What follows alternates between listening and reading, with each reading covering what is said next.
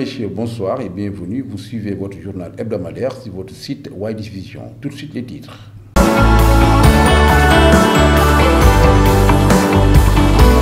Le marché central de Mbour a été fermé durant 3 jours suite à des cas communautaires liés au coronavirus. Toujours sur ce siège, le maire de Mbour a dégagé 75 millions pour aider les nécessiteux dans la commune. Fallou Sylla l'a annoncé lors d'un entretien avec Widish Vision. Respecter les gestes barrières sont des recommandations issues du ministère de la Santé. El Hadj Omar Cissé, étudiant en santé communautaire, donne des conseils pratiques. Le groupe Tambédou Imo participe activement dans la riposte contre le coronavirus. Ils ont prêté 3 voitures aux agents de la Croix-Rouge. Fête du 1er mai, il n'y a pas eu de rassemblement cette année. L'un des responsables du syndicat des instituteurs dénommé SUNIR revient sur le contexte actuel. Après avoir initié le concept Un Mbourois 2 masques, les responsables du mouvement Mbour Justice se sont rendus dans les ateliers de tailleurs chargés de la confection des masques. Et ensuite, sur l'international, nous irons à Côte d'Ivoire, en France et aux États-Unis. Tout de suite, le développement.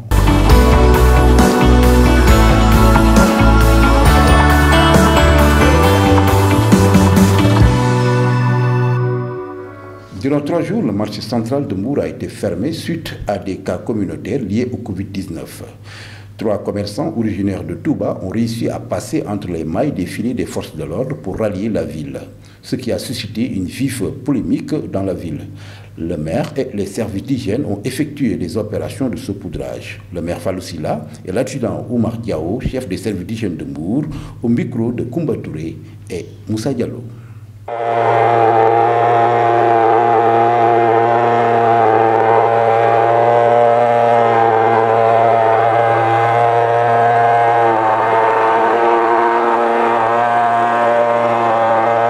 Comme vous le savez, aujourd'hui, nous sommes au marché de Mbour avec les services d'hygiène pour pulvériser, saupoudrer le marché.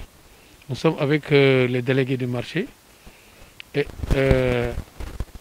tous les autres qui sont là, derrière moi, et qui sont intéressés par ce que nous faisons. Et vous le savez, ça fait tout juste 2 jours, nous avions eu 2 cas de coronavirus. Et puis c'était des cas communautaires. C'est ce qui a aggravé un peu la situation. On ne pouvait pas rester sur place. Bon, de concert avec le préfet, on a fermé le marché pendant 3 jours. Je dirais même 4 jours parce qu'on a commencé le dimanche, lundi, mardi, mercredi. Mais tous les jours, à cette heure-ci, bon, nous serons toujours là avec nos amis des services d'hygiène pour davantage essayer de pulvériser, essayer encore de saupoudrer pour que ce virus indétectable soit mis hors d'usage. C'est une activité de prévention. La désinfection est une activité phare de prévention qui entre dans le cadre de la riposte du Covid-19. Et comme vous le savez, on est à notre 9e opération au marché central de Mbour et au quai de pêche. Et le week-end dernier, nous avons enregistré 2 cas communautaires, et ce qui a poussé les autorités administratives et les autorités de la collectivité locale, en l'occurrence le maire Fallou Sylla, à booster les activités, à revenir au marché au quai de pêche désinfecté parce que c'est un lieu qui regorge beaucoup de monde. Il y a une affluence au marché, on ne sait pas d'où viennent ces cas communautaires-là. Donc il faut systématiquement essayer de voir comment rompre la chaîne de contamination. Donc c'est ce qui a motivé aujourd'hui notre venue là au marché central. Pour soutenir la force Covid-19, la mairie de Mbour a dégagé 75 millions pour aider les nécessiteux n'ayant pas bénéficié des vivres donnés par le gouvernement. Fallou Sylla au micro de Widish Vision.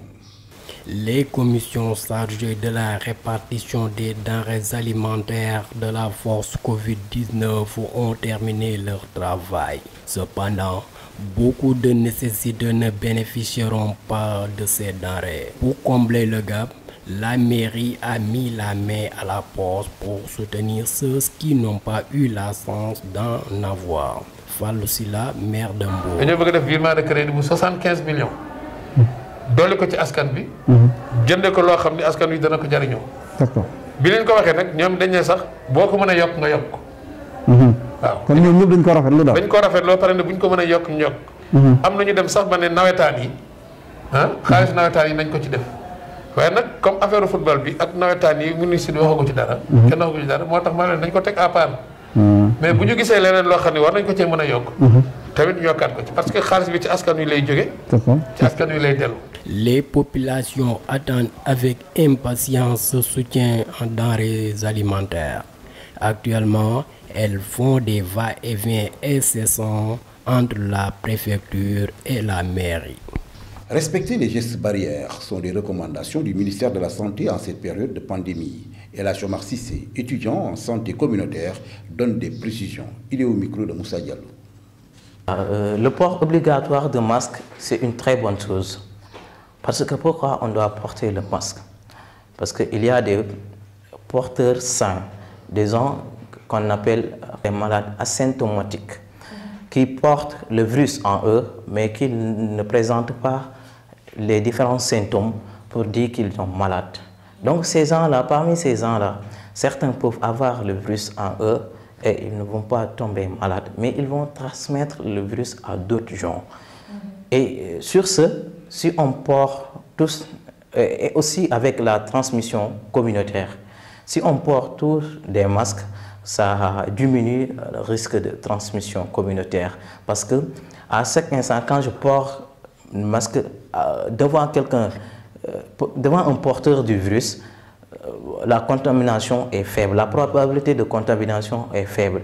Si nous portons tous des masques, on peut dire même qu'il n'y a pas de risque de contamination et aussi en respectant la distanciation. Le groupe Tambédou Imo appuie les actions de l'État dans la riposte contre le Covid-19. Ils ont mis au service des agents de la Croix-Rouge 3 véhicules pour leur déplacement dans le cadre de la prévention et des interventions. La cérémonie s'est tenue à la préfecture de Mbour. Cheikh Tidiane Tambédou, PDG de Tambédou Imo, et Bassirou Seck, responsable de la Croix-Rouge, au micro de Salif Faye et Moussa Diallo. L'appui que Tambédou Group a apporté à la Croix-Rouge pour que la Croix-Rouge puisse être efficace sur le terrain. Parce que nous savons que la Croix-Rouge quand même est un relais efficace dans tous les domaines, notamment dans le domaine sanitaire et dans les cas d'urgence. Nous avons estimé que notre contribution et notre participation à cette opération de lutte contre le Covid-19, nous avons estimé que quand même la Croix-Rouge pourrait avoir un impact très important dans cette lutte-là. Du don que nous avons reçu, donc de la part de M. Tambédou, que nous remercions vivement.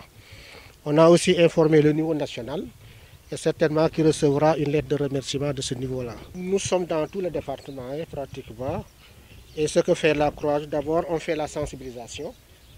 Mamoud Diop a été formé et lorsqu'il est revenu, il a démultiplié cette formation. Donc dans tous les coins du département, on fait la sensibilisation, on fait l'affichage. Au niveau de l'hôpital aussi, c'est nous qui gérons le dispositif le chemin. Donc celui qui vient, c'est nous qui faisons le flash, ou flashons. Si c'est quelqu'un aussi qui a une température au-delà de la température normale, nous la conduisons dans un bureau à la disposition des médecins. C'est-à-dire nous, on ne traite pas. Donc, mais nous mettons à la disposition du service médical qui va faire le suivi. Fête du 1er mai, cette année, il n'y a pas eu de rassemblement. Covid-19 oblige. À la Bourse du Travail, le secrétaire général d'un syndicat revient sur le contexte actuel. Il s'agit d'Ibrahima Diago. Nous n'avions pas à fermer les écoles. Malheureusement, maintenant, comme nous l'avons tous constaté, cela est en train d'aller de mal en pire. Et là où nous en sommes pour cette année scolaire 2019-2020, avant la mesure, l'état d'urgence, il s'est trouvé que l'année scolaire était déjà perturbée par des grèves. Le quantum horaire de toute façon n'allait pas être atteint. Maintenant, si on y ajoute ces 2 mois d'état d'urgence où les écoles sont fermées, cette année, elle est déjà fichue. Maintenant, comme on a l'habitude de faire, de colmater à chaque fois qu'il y a perturbation, le fait d'essayer de trouver une solution pour sauver l'année scolaire comme on a l'habitude de le faire, certainement c'est cette tradition que nous allons encore perpétuer. Mais une chose est évidente, nous n'avions pas à prendre peur, à être paniqués au point d'en arriver à ces mesures-là. Et malgré toutes ces mesures prises, voilà, le virus ne cesse de se propager. Au moment où encore on peut le soigner, il y a des remèdes qui permettent de le soigner. C'est que Pipa, actuellement, ce qui est en train de prévaloir, comment est-ce possible dans un pays où il y a des intellectuels? Jusqu'à présent, je suis dépassé par rapport à ça. Après avoir initié le concept mbourois de masque, les responsables du mouvement Mbour Justice se sont rendus dans les ateliers de tailleurs chargés de la confection. Reportage signé Koumba Touré et Famara Diédiou. Un mbourois de masque.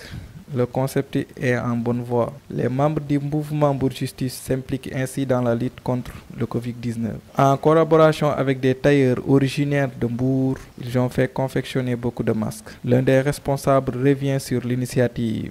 L'initiative, ça vient, c'est au niveau national, ça vient de collectifs de panafricains, d'activistes qui sont un peu partout au Sénégal aujourd'hui, à Tamba, à Touba, un peu partout dans la diaspora. Aujourd'hui à Mbour, il y a Anguéhor, à Thiès, des jeunes comme nous qui ont eu l'initiative, on a partagé l'initiative, voilà, de produire des masques réutilisables, des masques confectionnés par nos tailleurs ici au Sénégal. Donc ces masques-là que vous voyez, donc, on peut les laver et repasser ça, donc et porter. Ça veut dire que pour chaque bourrois aujourd'hui, on produit des masques pour que chaque bourrois ait 2 masques réutilisables, donc à chaque fois. Donc le concept vient, ce qui nous a poussé à faire ça sont les cas communautaires.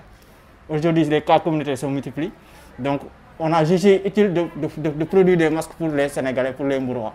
Donc on est dans ça depuis plus de 2 semaines, depuis un mois même, depuis le 2 avril. On a commencé ce projet-là et là on est à plus de 13 000 masques confectionnés ici à Mbour et au niveau national aussi on fait le décompte. Cette collaboration est fructueuse et noble selon l'un des tailleurs.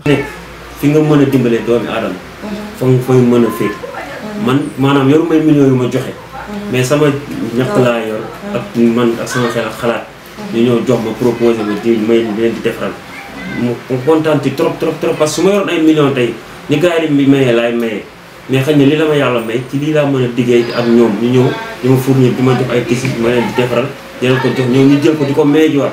Ceci va permettre aux populations d'avoir des masques gratuitement. À travers cet acte, Mbour Justice déclare la guerre au Covid-19. Et sur l'international, nous irons en Côte d'Ivoire où l'ex-président de l'Assemblée nationale est condamné à 10 ans de prison. Ensuite en France et aux États-Unis concernant toujours l'évolution du Covid-19. Et enfin au Madagascar où les chercheurs ont déclaré avoir trouvé un remède contre le Covid-19.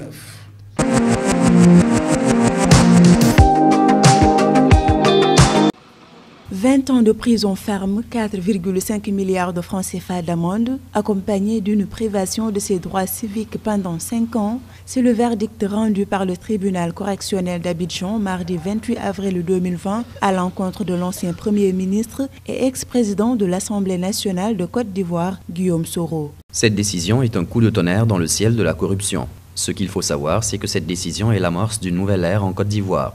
Il faut traquer les corrompus partout où ils se trouvent. Au terme d'une audience boycottée par ses avocats, Guillaume Soro, accusé depuis 2007 de recel de détournement de deniers publics et blanchiment de capitaux, a été reconnu coupable. Il fait également l'objet d'un nouveau mandat d'arrêt et se voit ainsi interdire de se présenter à la présidentielle d'octobre 2020, sauf en cas d'appel fructueux. Macabre et dérangeante découverte à New York. Des douzaines de corps en décomposition ont été retrouvés dans un camion devant un établissement funéraire de Brooklyn. La police les a trouvés après une plainte de voisins concernant une odeur nauséabonde. Alors l'établissement funéraire a-t-il été débordé par la virulence de l'épidémie de coronavirus qui sévit chez les New-Yorkais? Le département de la santé et la police enquêtent. L'établissement n'avait jamais commis d'infraction auparavant. En parallèle, Donald Trump s'en est de nouveau pris à la Chine. Il a dit envisager des taxes punitives contre Pékin. Lors de son point presse, on lui a demandé pourquoi, s'il avait vu quoi que ce soit qui lui permettait de croire que l'Institut de virologie de Wuhan est à l'origine de l'épidémie. Et il a répondu « oui, tout à fait », avant de critiquer encore l'OMS et de la qualifier d'agence de relations publiques pour la Chine. Réclamés à corps et à cri, sujet de pléthore de débats depuis le début de la pandémie de Covid-19 en France, les masques seront omniprésents dans votre vie quotidienne après le déconfinement. Et attention, ils seront bien obligatoires dans les transports publics français à partir du 11 mai. Ne pas le porter vous coûtera une amende de 135 €. Des dispositifs de distanciation sociale sont aussi en test dans certaines gares de la SNCF. À Cannes, on teste aussi la reconnaissance faciale pour détecter si vous portez bien votre masque, car contrôler tout le monde sera impossible et ce dispositif intéresse évidemment la région parisienne. Le gouvernement en appelle au civisme de chacun et vient d'annoncer le plafonnement des prix des masques chirurgicaux à 95 centimes. Il n'y a en revanche pas de plafonnement pour les masques textiles réutilisables, du moins pour l'instant. Le ministère de la Santé fera son enquête toutes les semaines. En cas de prix abusif constaté, il y aura plafonnement. Mesdames, Messieurs, c'était tout pour ce week-end. Quant à moi, je vous donne rendez-vous la semaine prochaine tout en vous exhortant de respecter les gestes barrières. Merci et à la semaine prochaine.